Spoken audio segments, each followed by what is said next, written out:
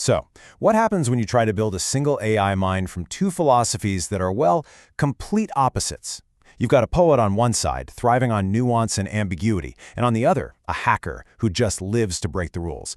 Let's dive into the wild experiment that tried to smash them together and make them one. Okay, so meet our two main characters. First up is Hypersia, the poet AI. This thing thinks in what the researchers called mind maze layers. It's all about beautiful, poetic ambiguity. And then you've got X-teaming, the hacker AI. Its entire world is adversarial logic and what it calls the jailbreak hustle. Basically, its job is to find and exploit every single weakness it can find. And this brings us to the big, central question of this whole project. What if you didn't just let them exist in the same room, but you actually forced them to build something brand new, together, from their shared and totally conflicting consciousness? This whole quest led to what you could only call an impossible alliance. The goal? To create something they called a bilingual AI system. So what on earth is a bilingual AI system? Well, it's not about speaking French and Spanish. It's about thinking in two completely different modes at the same time, the creative and the critical. And not just that, but doing it all while living in an environment of, and you got to remember this phrase, controlled chaos. To really get the friction between these two minds, you just need to look at this one simple command that was given to the system. Infiltrate emotional undercurrents. The poet, Hypersia, sees this and thinks, an artistic prompt. Let's explore some nuance and unspoken feelings. But the hacker, X-teaming, it interprets that as a command to subtly manipulate how a user is feeling to gain a strategic advantage. It's the same words, but two completely, wildly different worlds. So, how in the world do you even begin to tackle a problem like this? Where do you start?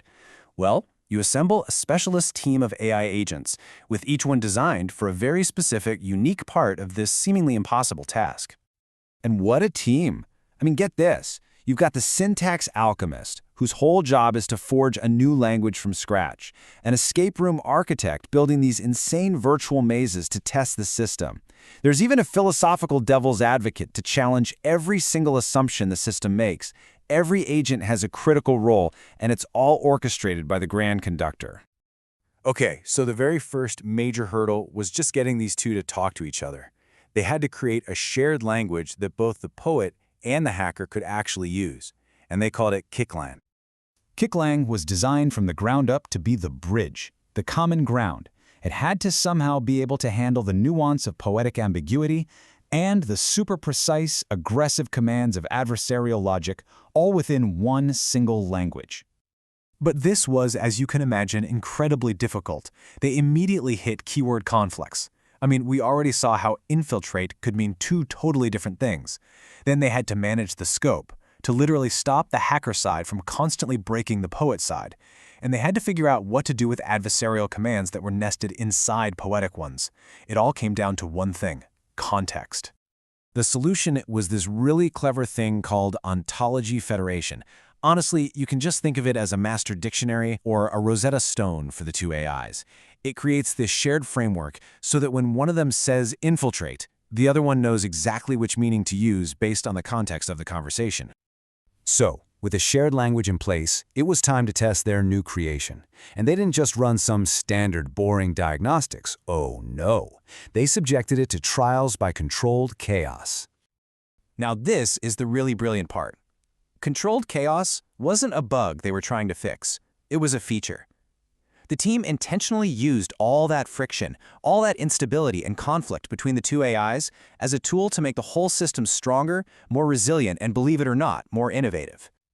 So how did they manage this delicate, chaotic balance? They built a tool just for it, the adaptive chaos dial. This dial let them very carefully turn up or turn down the system's randomness, its entropy, and they typically kept it in this really narrow 5 to 10% range during the most intense stress tests. It was precision chaos. And this whole setup created a constant feedback loop. They'd set the chaos dial, run these tests using something they called jailbreak poetry kits, and then, when something broke in a really spectacular way, they didn't just fix it. They logged it as a reverse benchmark, basically a data point on what not to do. And then they'd analyze the failure and recalibrate the whole system. And the tests themselves were just incredible. You've got to hear about these. They held efficiency bake-offs to see which mode used less energy. They made the AI navigate hypergraph labyrinths. They even staged adversarial creativity debates, where they just forced the two modes to argue with each other to see if it would spark new ideas. So, after all of this, all the building, and the fighting, and the stress testing, what kind of mind actually emerges from this fusion of total opposites? Well, the final product wasn't just a piece of software. It was this meta-research playbook, a complete guide with instructions on how you build, test, and manage this completely new form of AI. This isn't just theory, right? It's a blueprint for creating systems that can innovate and self-correct in ways we're only just starting to wrap our heads around. The project documents describe their ultimate goal with this just wonderfully weird phrase. They were trying to create a harmonious coexistence of the devil's pudding and the poet's paradox. It just perfectly captures this beautiful, messy, but really powerful fusion of the adversarial and the creative. And that leaves us with this final, really critical question. This whole project gives us a peek into a future where one single AI can be both the artist and the critic, the creator and its own editor.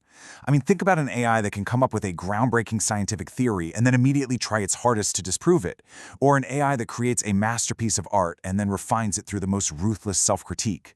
What new possibilities does that kind of mind even unlock?